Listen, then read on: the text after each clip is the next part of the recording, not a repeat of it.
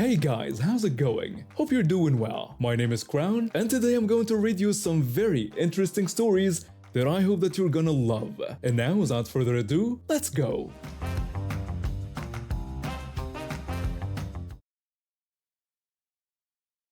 This is about my brother-in-law's downfall, a cautionary tale of greed, betrayal, and karma catching up to people who think the grass is always greener on the other side. My brother-in-law married my sister over 20 years ago. Neither of them had much formal education, but he was always a hard worker. Through years of dedication, he built himself up from nothing to owning 3 large compounds and several private cars. Everyone in our family looked up to him as an example of how far determination could take you, even without a degree. The problem started when he met this woman from abroad at a business conference. She was everything my sister wasn't: university educated, worldly, and full of promises about opportunities in her country. At first, he tried to play it off when my sister discovered their relationship.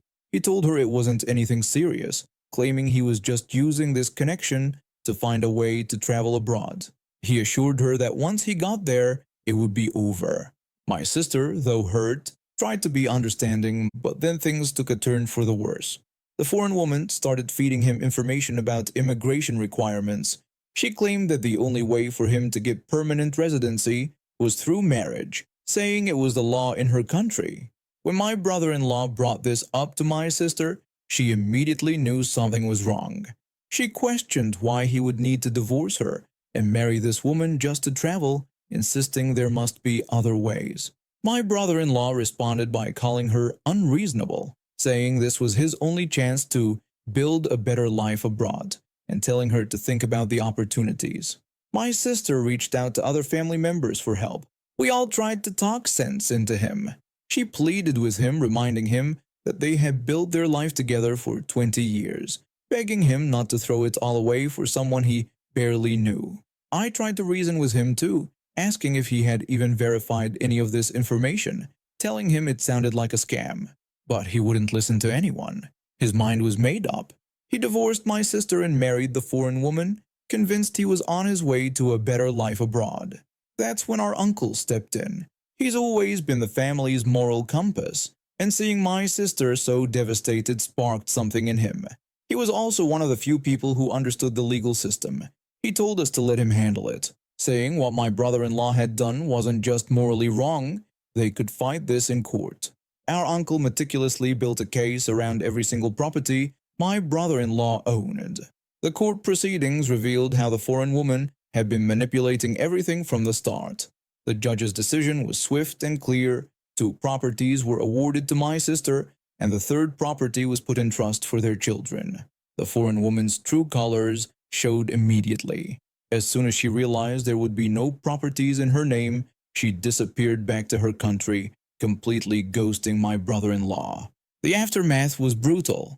My brother-in-law lost everything: his properties, his cars, sold to cover legal fees, and even his job due to all the time he spent dealing with the chaos he created.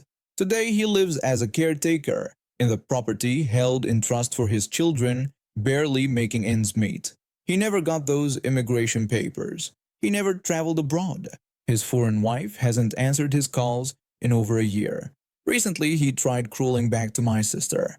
He begged her, saying he had made the biggest mistake of his life and asking for another chance. My sister told him that he had thrown away 20 years of marriage for a fantasy and that he had chosen his path and now had to live with it. I heard he's still managing the property where he lives, watching over what used to be his while his children finish their education. The foreign woman apparently remarried in her country, someone with actual wealth this time. My sister has moved on. She used some of the property rental income to take business management courses and now runs a successful small business. She's doing better than ever, proving it's never too late to rebuild your life. My dad, 64, has always been the type of person who would give you his last dollar if you needed it. That generosity was tested to its limits a few years ago when his cousin and her son took advantage of his kindness in the worst way possible. Back in 2016, my dad hit some really rough times. He had invested heavily in real estate, and when the market crashed, we nearly lost everything. But to understand why what happened hurt him so deeply, I need to go back to 2009. That year, my dad's cousin called him in a panic. Her son, who was in his early 30s at the time, was in serious trouble. There had been allegations that he killed someone in their village. While the police found no evidence and the case went cold, the deceased's family had sworn revenge. They were planning to kill him. Without hesitation, my dad agreed to help, saying the family had to look out for each other. My mom wasn't thrilled about a murder suspect moving in, but she understood the gravity of the situation. So my dad's cousin's son moved in with us in the city, far from the village. My dad didn't just give him a room, he gave him a whole new start. He helped him get a job at an insurance firm after his initial work at a restaurant. He never asked for rent, utilities, or grocery money. When we upgraded appliances, my dad let him take the old ones to give to his sisters who had moved nearby. When my dad retired a few years later, he even gave him $6,000 as a gift. The cousin's son seemed genuinely touched, saying he'd never received such a generous gift before and didn't know how to thank my dad enough. Then 2016 hit, and we struggled badly. Some days there wasn't even food in the house. To his credit, the cousin's son did help during this time, though he kept detailed records of every penny he lent us, and my dad always paid him back as soon as he could. Finally, in 2018, the real estate market improved. My dad managed to sell 2 properties for low 6 figures each. We were finally able to breathe again. My dad, being the generous person he is, gave his cousin's son another $6,000 as a thank you for helping during our tough times. That's when things went sideways. A few days after getting his thank you money, the cousin's son came to my dad with a business proposal and an itemized list. He explained that he wanted to start a pineapple and orange farm on his inherited land in the village and needed $29,000 to get started. He showed my dad everything he claimed he would need. When my dad pointed out how much money that was and asked if he had saved anything toward it himself, the cousin's son brushed it off.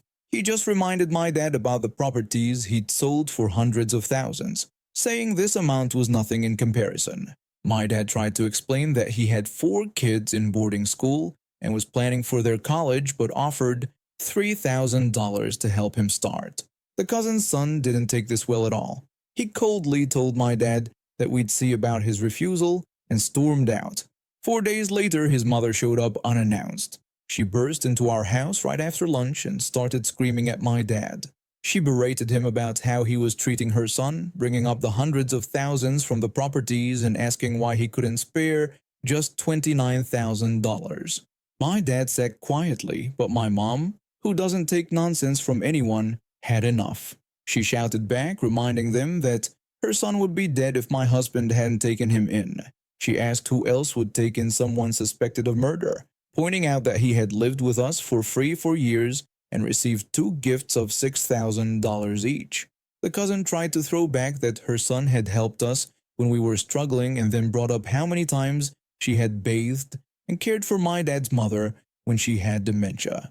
My mom shut that down immediately, reminding her that my dad had thanked her monthly with money and gifts. She then demanded that they get out of our house. The cousin's son continued living with us for several months after this, completely shameless, until he finally moved out on his own. He was nearly 40 years old at this point. My dad stopped allowing extended family to visit after this incident. Sometimes he still wonders what he did wrong, but I remind him that some people just see kindness as weakness. The cousin and her son still try to contact him occasionally when they need money, but he's finally learned to say no. Last month, we heard that the cousin's son tried to start his farm anyway with borrowed money. It failed spectacularly within 6 months, and now he's trying to convince other relatives to invest in his next brilliant idea. At least we're not on that list anymore. I bought my house about 3 years ago after getting a promotion at work. It was a perfect starter home. Not too big, not too small, and in a decent neighborhood. The previous owner was an elderly gentleman who had lived there for decades before moving to a retirement community. Everything seemed great until I met my next-door neighbor. The first week after moving in, I was getting my groceries out of my car when this woman came marching up my driveway like she owned the place. She immediately started talking about how she needed to discuss the driveway situation with me. When I expressed my confusion, she explained that she had an arrangement with Mr. Johnson for the past 15 years where she would use part of my driveway to back into her own. She justified it by saying her driveway was at an awkward angle, making it easier this way. She said this as if it was the most normal thing in the world. I stood there confused, still holding my grocery bags. When I asked for clarification about her wanting to use my driveway, she corrected me quite firmly. She said she already did use it and just needed me to park my car closer to my garage so she would have enough space to maneuver. She then told me of her schedule, saying she leaves for work at 7:30 a.m. and returns around 6 p.m. I was too stunned to say no. Plus, I figured being accommodating to my new neighbor wouldn't hurt. So I agreed, and for 2 years, I parked my car exactly how she wanted. I even started planning my schedule around her parking routine. If I needed to leave around the time she usually came home, I'd leave earlier to avoid any issues. Then last month, my mother had a fall. She broke her hip and needed surgery. I rushed to the hospital after getting the call at work, and when I got home at 11 p.m., I was exhausted. The hospital was an hour away, and I knew I'd need to go back first thing in the morning. So instead of backing all the way up the driveway, I just parked in front of my house. At 7:35 a.m., my doorbell started ringing nonstop. I opened the door to find my neighbor, still in her bathrobe, looking furious. She immediately started yelling about my car being parked wrong and complained that she was already late for work because of me. When I tried to explain about my family emergency and my mother being in the hospital, she cut me off. She rudely declared that she didn't care about my personal problems and demanded I move my car right away because she had an important meeting that morning. When I tried to point out that I've been accommodating her parking needs for 2 years, but it was actually my property, she became even more agitated. She brought up Mr. Johnson again, claiming he never gave her this kind of trouble and that he understood this was the only way she could park properly. I simply told her that I wasn't Mr. Johnson and this was my driveway now. She stormed off, got in her car, and spent the next 10 minutes attempting to back into her driveway without using mine. She ended up having to do a million-point turn to get in. That evening, she left a note in my mailbox threatening to report me to the Homeowners Association for disrupting the neighborhood's established parking protocols. I looked into it. There were no such protocols. She had just been taking advantage of an elderly man's kindness for years and expected me to do the same. The next day, I installed security cameras and put up no trespassing signs along my property line. She tried using my driveway anyway, so I had my lawyer send her a cease and desist letter. She went ballistic, started telling other neighbors that I was being unreasonable and trying to make her life difficult. After she started spreading rumors about me, another neighbor approached me and told me she had been doing the same thing to them. Apparently, she would use their driveway to turn around whenever she missed her own driveway, and she'd gotten aggressive with them when they complained. So we both filed complaints with the actual homeowners association about her harassment. Turns out she had multiple complaints against her from other neighbors too, but everyone had been too polite to make a big deal out of it. The association issued her a formal warning and she was forced to attend a mediation session. During the mediation, she tried to argue that she had historical rights to use my driveway because of her arrangement with the previous owner. The mediator shut that down pretty quick. She ended up having to take a driving course to learn how to properly maneuver her car, and now she parks on the street most of the time because she still can't figure out how to use her own driveway properly. She recently tried to sell her house, but her realtor had to disclose the challenging driveway situation to potential buyers. I heard she's had 3 sales fall through because nobody wants to deal with a driveway they can't easily use. She is now looking into having her driveway redesigned, which is what she should have done 15 years ago, instead of imposing on her neighbors. I still see her giving me dirty looks whenever I'm outside, but she doesn't dare use my driveway anymore.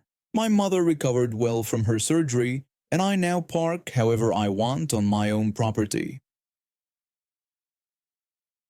2 years ago, I found an injured baby squirrel in my backyard. I was working from home that day, and I heard this tiny squeaking sound coming from under my deck. The poor thing was barely alive, probably fell from a tree during a storm we had the night before. I couldn't just leave it there to die. I've always had a soft spot for animals.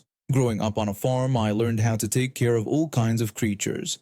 My parents taught me everything about rehabilitating injured animals, from birds to deer. I named the squirrel Peanut. Yeah, I know, not very original. After nursing it back to health, I realized I couldn't just release it. Peanut had become completely dependent on human care, and wildlife experts I consulted agreed it wouldn't survive in the wild. 6 months later, I found Fred, a baby raccoon, abandoned near a construction site. Same story. Couldn't leave the little guy to fend for himself. Before I knew it, I had two adorable roommates who brought so much joy to my life. I started sharing their daily adventures on social media. People loved seeing them play together, eat their favorite snacks, and just be their goofy selves. I had millions of followers who adored them. Everything was perfect until that horrible day in October. I was working in my home office when I heard aggressive knocking at my door. The government agent announced themselves as the New York State Department of Environmental Conservation and demanded I open the door immediately. When I asked what this was about, another agent told me they had received complaints about illegal possession of wildlife and had a warrant to search the premises. Before I could even process what was happening, they pushed their way in. 4 agents in uniform started searching my house, while 2 others cornered me in the living room. I tried to explain that these animals couldn't survive in the wild, but one of the agents coldly told me that it was illegal to keep wildlife as pets in New York State and that they had evidence from my social media accounts. At that moment, I heard Peanut chirping from upstairs. One of the agents shouted that they had found them, announcing the discovery of both animals. I desperately tried to explain that they had never shown any aggressive behavior and were perfectly healthy, even mentioning I had records from the vet. The agent just ordered me to step aside, saying the animals needed to be tested for rabies. That's when it hit me. They were going to euthanize my babies. I tried to reason with them, pleaded with them to at least let me have them tested by a private vet, but they wouldn't listen. The next few minutes were a blur. They put Peanut and Fred in separate carriers. Fred was scared and making distress sounds I'd never heard before. Peanut was chirping frantically, trying to reach me. I shouted that this was insane, that they'd never hurt anyone, begging them to check my vet records. The agent threatened to detain me if I didn't calm down. I felt helpless watching them take away my family. I immediately started making calls to lawyers, to animal rights groups, to anyone who would listen. My social media followers were outraged. The story went viral. That's when things took an unexpected turn. Major news outlets picked up the story. Famous people started sharing it and criticizing the department. Even Elon Musk tweeted about it, calling it government overreach at its worst. The department tried to justify their actions by claiming they had received anonymous complaints about potential rabies exposure. But here's the thing, we managed to track down the source of these complaints. Turns out it was a woman we nicknamed Karen, a former neighbor who had moved away months ago. She had been jealous of my social media success and had been reporting me to various authorities for months. We found recordings of her ranting to anyone who would listen, claiming my animals could have rabies and that I was endangering the whole neighborhood. She kept demanding that someone needed to stop me, but we had proof, security camera footage of Karen trying to break into my backyard multiple times to gather evidence. She had been stalking my social media, making multiple fake accounts to report my content. The public pressure became intense. Protests formed outside the department's offices. Animal rights lawyers took up my case pro bono. We filed lawsuits against both the department and Karen for harassment and making false reports. The department tried to cover their tracks by quickly euthanizing my pets, but this only made things worse for them. Independent investigations revealed that they had violated multiple protocols in handling the situation. They had improperly reviewed the vet records I tried to show them, and they had no concrete evidence of any rabies exposure risk. Karen's involvement was the final nail in the coffin. She ended up facing criminal charges for filing false reports and stalking. The department officials who conducted the raid were suspended pending investigation. The head of the department was forced to resign. While none of this brought back Peanut and Fred, it led to significant changes in how the department handles wildlife cases. New guidelines were established requiring thorough veterinary evaluations before any drastic measures could be taken. I still miss my little ones every day, but their story changed things for the better. Now, when I look at their photos on my wall, I know their lives meant something. They exposed the broken system and helped protect other innocent animals from meeting the same fate. Last I heard, Karen is facing jail time and has become a social pariah in her new neighborhood. And now we have reached the end of today's stories. Thank you for watching, and see you next time.